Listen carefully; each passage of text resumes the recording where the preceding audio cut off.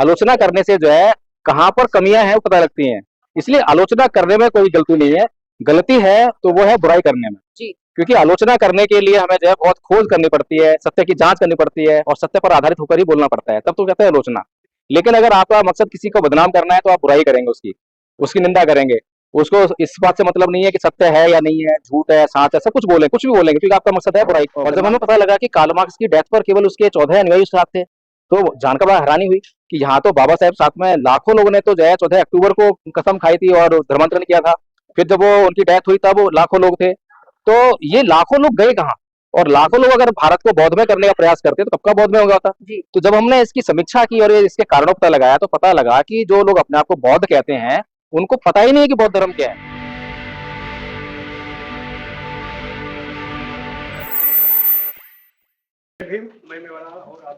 जनता संगठन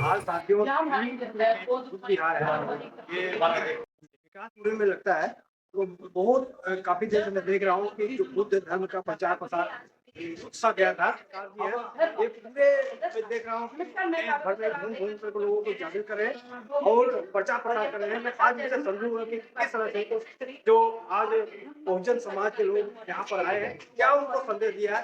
तो हमें प्रश्न आते हैं जी। कि इस तथ्य का जो है आलोचनात्मक विवरण कीजिए। तो वहां से मुझे समझ में आया कि आलोचना करना तो बहुत अच्छी चीज है। आलोचना करने से जो है कहाँ पर कमियां हैं वो पता लगती हैं। इसलिए आलोचना करने में कोई गलती नहीं है, गलती है तो वो है बुराई करने में। जी। क्योंकि आलोचना करने के लिए हमें जो है बहुत खोज करनी पड़ती है, सत्य की जांच करनी पड़ती है और सत्य पर आधारित होकर ही बोलना पड़ता है, तब तो कहते हैं आलोचना। लेकिन अगर आपका मकसद किसी को बदनाम करना है तो आप बुराई करेंगे उसकी, उसकी निंदा करेंगे। उसको इस बात से मतलब नहीं है कि सत्य है या नहीं है, झूठ है, साच है, सब कुछ बोलें, कुछ भी बोलेंगे क्योंकि आपका मकसद है बुराई। इसलिए दोनों बातों में फर्क है। इसलिए धम्पर संघ ने जो है जब आलोचनात्मक समीक्षा की कि पिछले 70 साल में अभी तक भारत बौद्ध में, और जब हमें पता लगा कि कार्ल मार्क्स की डेथ पर केवल उसके 14 अनुयायी साथ थे, तो जानकर बड़ा हैरानी हुई कि यहाँ तो बाबा साहब साथ में लाखों लोगों ने तो जो है 14 अक्टूबर को कसम खाई थी और धर्मांतरण किया था। फिर जब वो उनकी डेथ हुई तब लाखों लोग थे। तो ये लाखों लोग गए कहाँ? और लाखों लोग अगर भारत को बौद्धमय करने का प्रयास करते तो कब का बौद्धमय हो गया था। जी। तो जब हमने इसकी समीक्षा की और इसके कारणों पता लगाया तो पता लगा कि जो लोग अपने आप को बौद्ध कहते हैं उनको पता ही नहीं है कि बौद्ध धर्म है ही नहीं। वो अभी तक जो है बौद्ध के लिबास में, वो अभी तक ब्राह्मणवादी, मनोवादी, संस्कृत से लिखते हैं और अपने आपको कह रहे हैं कि हम अमृतवादी हैं, हम बौद्ध हैं। तो ये बेसिक कारण पता लगा। अगर अभी आज की डेट में 1 करोड़ से कुछ कम बौद्ध हैं भारत में, अगर उनके माइंड को स्कैन करें तो उनका जो माइंड है वो ब्राह्मणवादी माइंड मिलेगा। क्योंकि बुद्ध की जो संस्कृति में आ गया वो अहिंसात्मक हो जाएगा। सबसे पहली चीज, अब बताइए कितने अमृतवादी, कितने बुद्धिस्ट जो है अहिंसात्मक है? बिल्कुल भी नहीं। तो सारे के सारे शुरुआत कैसे करते हैं? किसी को गाली तो गाली देंगे, तो ये संस्कृति ब्राह्मण संस्कृति है। बुद्ध की तो ये है, पहले समझाएंगे। वो जो हिंसा है वो अंतिम हथियार होता है। जब कुछ बात ना समझ में आए, जब ऐसा लगे कि भैया कुछ नहीं बन पा रहा है, तब अंतिम विकल्प के तौर पर हम हिंसा का यूज करते हैं। तो ये सांस्कृतिक जो फर्क है इसको हमने देखा कि ये जो ना बौद्धों को पता ही नहीं है कि बौद्ध धर्म का प्रचार कैसे करना है। बौद्ध लोग प्रचार बौद्ध धर्म का वैसे कर रहे हैं जैसे हिंदू लोग प्रचार कर रहे हैं जोर जबरदस्ती से, जैसे मुसलमान करते हैं जोर जबरदस्ती से। लेकिन बुद्ध के धर्म का जो सबसे बड़ा गुण है कि पूरी दुनिया में बुद्ध का धर्म प्रचारित हुआ, लेकिन एक बूंद रक्त की कहीं नहीं बहेगी। देखिए कितना खुश धर्म है।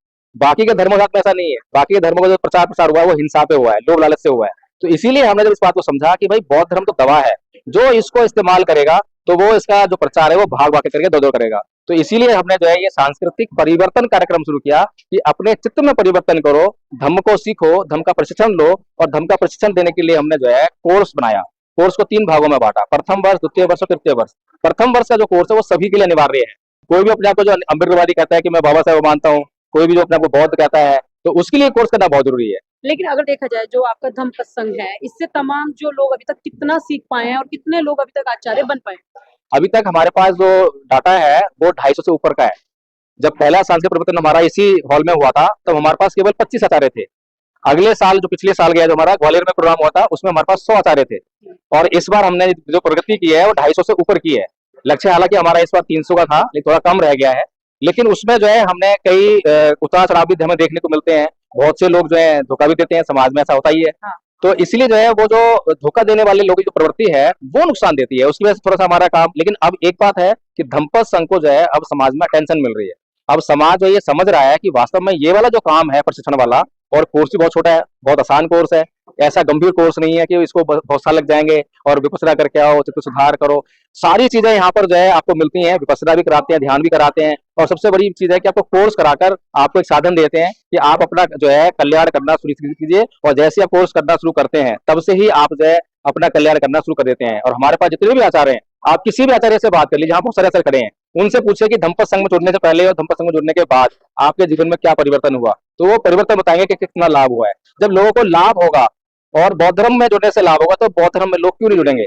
आज पूरे संसार के लोग बीमार हैं, सबको जो है इस दवा की जरूरत है, चाहे वो हिंदू हो, मुसलमान हो, सिख हो, ईसाई हो। आपने धम्मपद संघ की तरफ से दवाई का इलाज भी मतलब कहें लोगों को दे दिया कि बुद्धमय बने और भारत को बुद्धमय बनाए और बुद्धिज्म को अपनाए। एक सवाल है कि तमाम भारत के अंदर जो SC ST OBC समाज के लोग हैं, उनके बहुत सारे संगठन हैं, वो भी इसी तरीके की बातें करते हैं कि हम भारत को बुद्धमय बनाएंगे, बाबा साहब की विचारधारा को फैलाएंगे, लेकिन वो इन सारी चीजों को नहीं कर पाते हैं। कहीं ना कहीं वो चंदे का धंधा उस कहीं की जो संगठन बनाते हैं उसमें चलाते हैं। तो क्या कभी ऐसा आप भी करेंगे?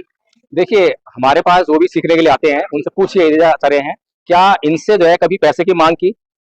कभी जुड़ने के लिए ये लोग पूछते हैं कि कोई फीस लगेगी इसकी, तो हम उनसे मना करते हैं कि भाई इसकी कोई फीस नहीं है, फीस है वो आप दे नहीं पाओगे।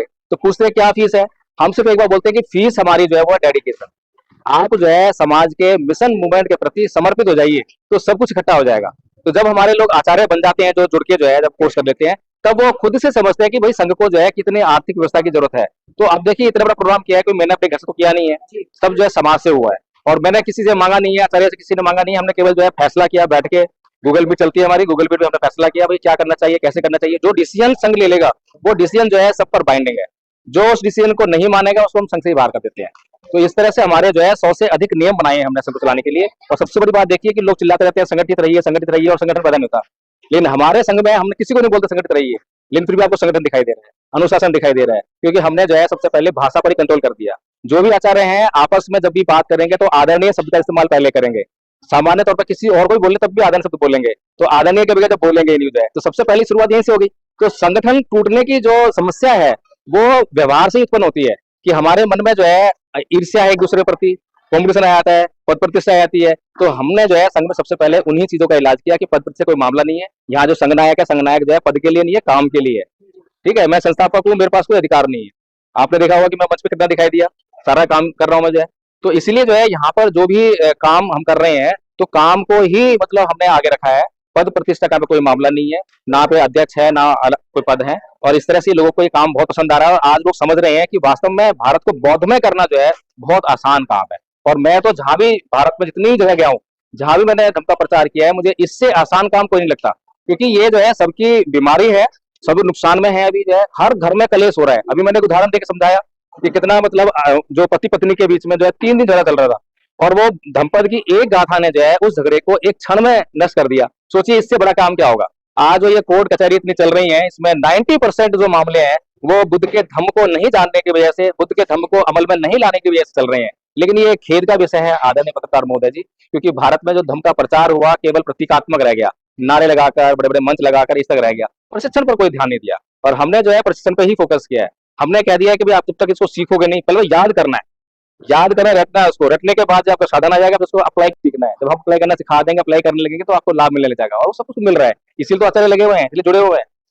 अच्छा, मैं आपसे जानना चाह रहा हूँ कि क्या जो धर्म का ज्ञान है, क्या कोट पैंट से ही सीखा जाता है या सफेद वस्त्र पहन के आना चाहिए, चीवर पहन के आना, कैसे ज्ञान प्राप्त होगा? देखिए, धम्मपद संघ इस मामले में बहुत ही बेहतरीन काम कर रहा है।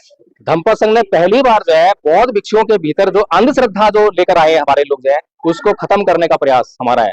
हमने कहा है कि जितने भी संस्कार जो हमारे समाज में होते हैं, चाहे वो विवाह का हो, वृत्ति का हो, वहां पर हम लोग जो है भिक्षु को पूछते हैं। क्योंकि भारत को अगर हम कहें कि भारत से बौद्ध धर्म कैसे गायब हो गया, उसके पीछे सबसे बड़ा कारण जो है बाबा साहब ने खोज के मैं यही पाया कि जिस समय बौद्ध भिक्षुओं के पीछे हम लग गए थे और बौद्ध भिक्षु ही संस्कार कराते थे, और जब बौद्ध भिक्षुओं की हत्या हो गई, कत्लेआम हो गया और भाग गए यहाँ से, जो है बौद्ध भिक्षु नहीं रहे, तो यहाँ पर जो हमारे जो बौद्ध लोग, इतना बड़ा साम्राज्य था हमारा, जो है ईरान तक हमारे बौद्ध थे सारे, तो वो बौद्ध गए कहाँ? बौद्धों को संस्कार की आदत पड़ गई थी, उनको संस्कार करवाना जरूरी है, और संस्कार करवाने वाला बौद्ध भिक्षु कोई है नहीं। इसीलिए जो ब्राह्मण है वो संस्कार, हर एक ब्राह्मण जो वेद पाठी होता है, और हर एक ब्राह्मण जो है संस्कार करता भी होता है, वो गृहस्थ भी होता है, संस्कार करता भी होता है। इसलिए वो ब्राह्मण ने ऑफर किया, और इस तरह से जो है हमारे बौद्धों के घर में जो है उस ब्राह्मण की आसानी से एंट्री हुई, और इस तरह से आसानी से जो है इतना बड़ा विशाल साम्राज्य बौद्धों का वो गायब हो गया। अच्छा, एक सवाल और है आपसे चलते चलते। यहाँ पर तमाम जो बुद्ध की बातें करते हैं लोग, बाबा साहब की बातें करते हैं, लेकिन यहाँ पर जय भीम के भी नारे देते हैं, लेकिन यहाँ से घर जाने के बाद जय श्री राम क्यों करते हैं? देखिए ऐसा कोई यहाँ पर आया हो और वो घर जाके जैसे हमको नारा लगाए, मैं ऐसा नहीं मानता, मुझे यकीन नहीं होता। क्योंकि अगर ज्यादातर कार्यक्रम में जो लोग आते हैं वो नकली अम्बेडकरवादी होते हैं। मैं इसलिए बोल रही हूँ क्योंकि मैं जिन कार्यक्रमों में जाती हूँ वहां पर सब आते हैं, जय भीम के नारे लगाते हैं, बुद्ध की करुणा हो, इस तरीके से नारे लगाते हैं, लेकिन घर पे उनके जाकर के देखो तो चिड़ियाघर पाए जाते हैं। नहीं, मुझे इस पर बिल्कुल विश्वास नहीं होता, क्योंकि या तो वो जो है गलत आदमी आ गया है हमारे प्रोग्राम में। अगर सही आदमी आया है तो वो चाहे जय भीम नमो बुद्धाय बोले या ना बोले, लेकिन जय श्री राम का नारा तो लगाएगा नहीं, क्योंकि जय श्री राम की मैं तुलना किससे करूं? मेरे को तो कोई तुलना करने के लिए मिलता ही नहीं है। तो इसलिए ये समाज को जो है, अगर कोई ऐसा ना समझ है भी, इक्का दुक्का की मैं बात नहीं कर सकता, मतलब जो है, लेकिन ऐसा नहीं है कि लोग जो है यहाँ जय भीम का नारा लगाएं, नमो बुद्धाय नारा लगाएं और घर पे जाके जो है वो जय श्री राम नारा लगाएं। क्योंकि जो जय भीम का नारा लगाता है सबसे पहले तो ये समझ लेता है कि जय भीम क्या है और जय श्री राम क्या है। तो जय श्री राम जब हम जय बोलते हैं तो जय का मतलब है जीतना, यानी जीत हार का मतलब। कभी हम जय नमो जय बुद्धाय नहीं बोलते, क्योंकि बुद्ध जो है जीत और हार से ऊपर है।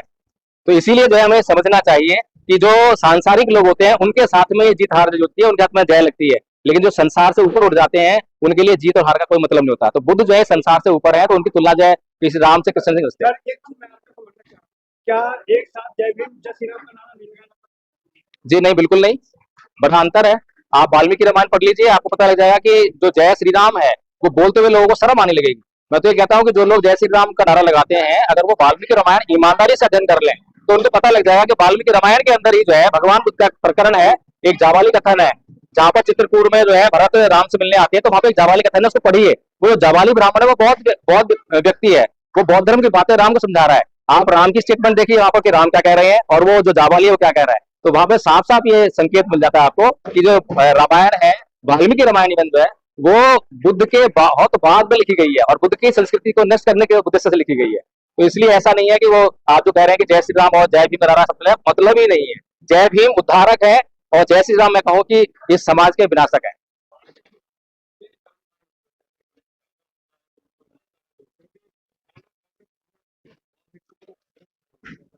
नहीं तो बौद्ध भिक्षु को तो होना भी नहीं चाहिए वहां पर जो है। वहां पर जो है जो गृहस्थ लोग जो हैं, जो संस्कारकर्ता बन गए हैं, उन्हीं को करवाना चाहिए। यही तो कारण अभी मैंने बताया है कि जब भारत में बौद्ध भिक्षु नहीं रहे फिर संस्कारकर्ता नहीं रहा। अब बौद्ध भिक्षु की ड्रेस होती है, ड्रेस को पहचाना जाता है, इसीलिए जब आक्रांता आए तो उन्होंने पहचान पहचान को मारना शुरू कर दिया। तो वो पहचान के तो मार दिए गए या भाग गए यहाँ से। तो इसीलिए जो है जो हमारे लोग संस्कार करवाने की जो आदत पड़ गई थी, संस्कार के बिना वो जीवन नहीं जी सकते हैं, तो उन्होंने जो है ब्राह्मणों जब ऑफर किया तो आसानी से जो है बौद्ध धर्म की जगह पर हिंदू धर्म जो है हमारे घरों में रिप्लेस हो गया। नहीं तो आज आप करके देखिए ना, धर्म परिवर्तन जो है इतना आसान काम नहीं है, लेकिन उस समय कैसे हो गया? उस समय इसीलिए हो गया, इसीलिए बाबा साहेब ने जो कहा है कि हमें जो है ले पर्सन को संस्कारकर्ता बनाना पड़ेगा। इसीलिए बाबा साहेब का जो संस्था थी भारतीय बौद्ध महासभा, उसने बहुत सारे बनाने की प्रक्रिया शुरू करी।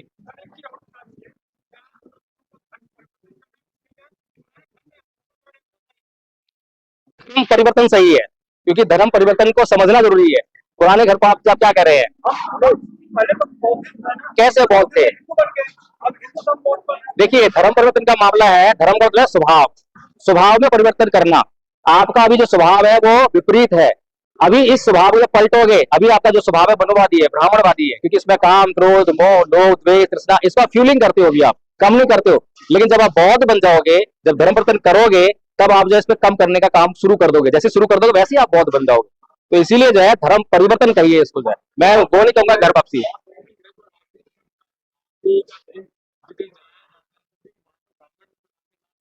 पौधों की कोई शमशान है ना ही कोई ऐसा जरिया की बहुत ढंग से उतना ये संस्कार किया जाए। देखिए ये जो आप बातें कर रहे हैं सब प्रतीकात्मक बातें हैं। मैंने बताया कि 3 प्रकार से धर्म परिवर्तन होता है। पहला होता है प्रतीकात्मक, दूसरा होता है रीति रिवाज परंपराओं और त्योहारों का परिवर्तन, जो तीसरे प्रकार का परिवर्तन है उसका संबंध कल्याण से है। पहले तो परिवर्तन है उसका संबंध कल्याण से बिल्कुल भी नहीं है। इसलिए बुद्ध की डिमांड जो है तीसरे परिवर्तन से है। आप चित्तमय परिवर्तन की बात कीजिए। तो संस्कारों की जो बात है, संस्कार में आप जो है किसी से पूछा जाए बौद्ध से कि बताओ भाई बौद्धों में जो है मरने के बाद जो बॉडी को कैसे डिस्पोज करते हैं, जलाते हैं या बहाते हैं या गाड़ते हैं, तो क्या बोलेगा बौद्ध? तो बौद्ध जो बुद्ध को जानता है, जो बुद्धिस्ट विचारधारा जानता है, वो साफ साफ बोलेगा कि जैसे आपके पास साधन मौजूद हो, जैसे आपको परिस्थितियां अलाउ करें, वैसे आप जो है बॉडी को डिस्पोज कर दीजिए, जो भी अनुकूलता हो। वो कभी नहीं बोलेगा कि आप इसको गाड़िए, आप इसको जलाइए, ये मतलब ही नहीं है, क्योंकि बुद्ध ने कभी भी किसी संस्कार के लिए कहा ही नहीं है। तो आप मुझे पूरा त्रिपिटक उठा के दिखा दीजिए कहीं पर भी अगर बुद्ध ने किसी भी संस्कार के लिए कहा हो। त्रिपिटक के हिसाब से आखिरी में इंसान मैंने अभी बताया कि जो आपके पास अनुकूल साधन हो, आपके पास जलाने व्यवस्था जलाइए, बहाने व्यवस्था बहाइए, गाड़ने व्यवस्था गाड़िए। यानी कि आपके लिए उसमें नुकसान होना चाहिए, दूसरों को नुकसान होना चाहिए, अपना भी फायदा देखिए, दूसरों का फायदा देखिए। ये बुद्धिज्म है। बुद्धिज्म में आदि में कल्याण, मध्य में कल्याण, अंत में कल्याण, यही बुद्धिज्म का ध्येय है। और आपसे निवेदन है, कहाँ से देख रहे हैं कमेंट में लिखेंगे, और नए हमारे चैनल पर है तो सब्सक्राइब करें, लाइक करें, कमेंट करें। जय भीम, जय भारत।